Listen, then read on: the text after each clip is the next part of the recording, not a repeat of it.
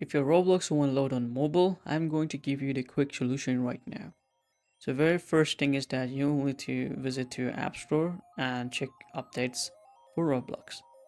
And if you see update button, make sure to update the Roblox. If that doesn't help, you will need to swipe down the notification and turn on this little airplane mode, and after a 15 second you can go back and turn this on and then try again to launch Roblox and see if this work or not.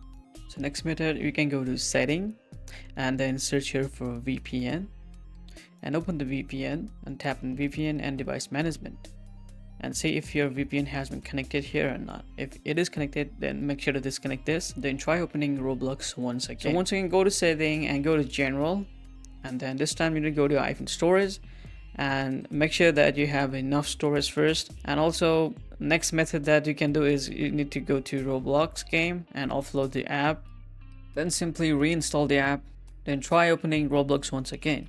Well, the last method here is to restart or force restart your iPhone.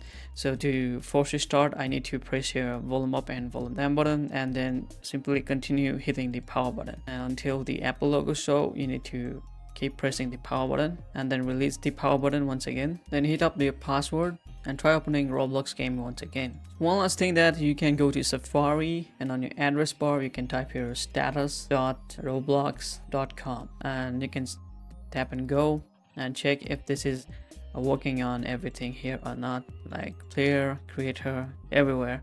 It should show operational.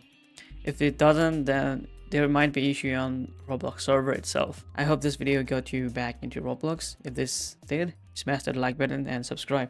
See you guys next one. Peace.